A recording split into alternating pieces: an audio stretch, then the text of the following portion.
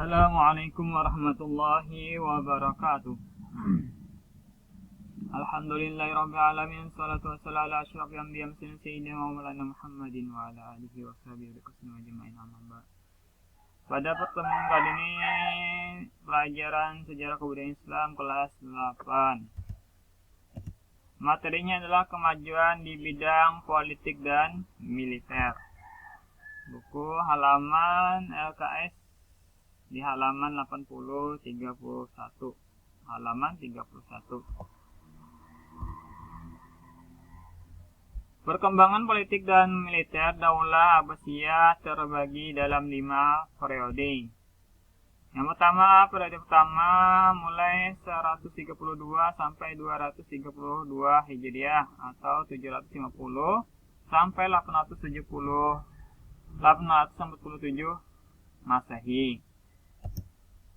Periode ini disebut dengan periode pengaruh Persia pertama. Yang kedua adalah periode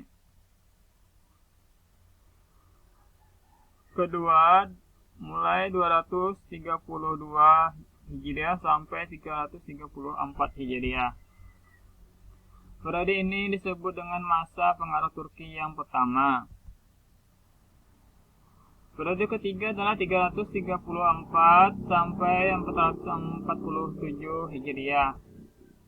Periode ini disebut dengan pengaruh Persia kedua. Dan yang terakhir periode keempat, sampai kelima lah. Periode keempat adalah 447 sampai 590 Hijriah. Periode ini disebut dengan pengaruh Turki kedua. Dan yang terakhir adalah periode kelima mulai 590 Hijriah sampai 656 Hijriah. Periode ini disebut dengan masa khalifah bebas dari pengaruh dinasti lain. Bidang pemerintahan, terdiri dari yang pertama pemimpin negara, wilayah negara, angkatan perang, baitul mal, dan organisasi kehakiman.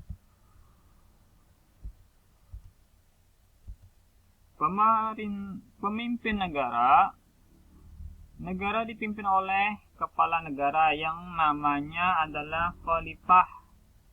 Nah, jadi namanya itu adalah khalifah. Kalau di Indonesia namanya itu adalah presiden. Kalau untuk di masa Daulah Abbasiyah itu dinamakan dengan khalifah. Dan untuk membantu khalifah dalam menjalankan pemerintahan, maka dibangun sebuah lembaga yang disebut dengan wajarat.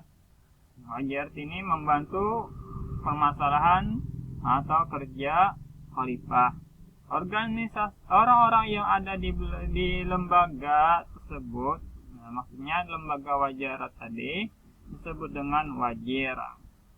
Nah, ini adalah orang yang membantui khalifah, dinamakan dengan wazir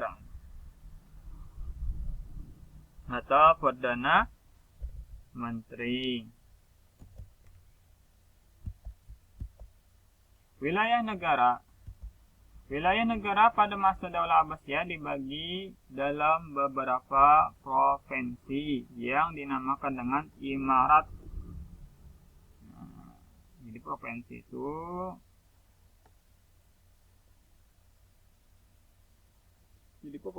itu disebut dengan imarat namanya. Gubernurnya yang bergelar dengan amir atau hakim. Nah, provinsinya dinamakan, kalau kita provinsi, kalau di sana namanya imarat.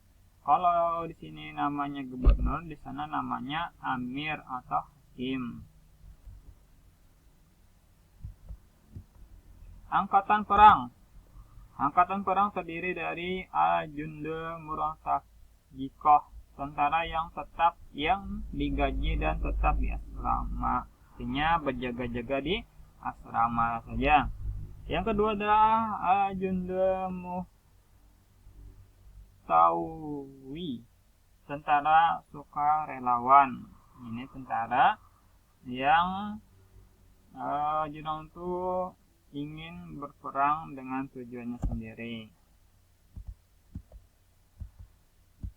Yang keempat adalah Baitul Mal. Untuk mengurus keuangan negara maka dibentuk Baitul Mal. Masa sekarang disebut dengan istilah Departemen Keuangan. Organisasi kehakiman. Organisasi kehakiman terdiri dari yang pertama Qadiul Qudah, berfungsi seperti Departemen Kehakiman yang dipimpin oleh Ketua Mahkamah Agung. Ini lebih tinggi derajatnya. Yang kedua Qudah al-Aqalim, hakim provinsi yang mengetuai pengadilan tinggi. Ini dalam provinsi. Nah, kalau yang pertama itu bagaikan negara, yang kedua ini bagaikan provinsi. Yang ketiga Qudah al-Amar, hakim kota yang mengetahui pengadilan negeri. Nah, ini adalah hakim kota. Yang keempat adalah al-Sultah al-Qadiyah, jabatan kejaksaan. Nah, itulah organisasi kehakiman.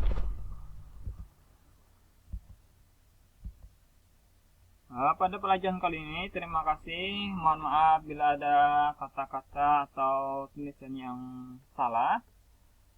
Tidak ada tugas. Wabillahi taufiq wal hidayah. Assalamualaikum warahmatullahi wabarakatuh.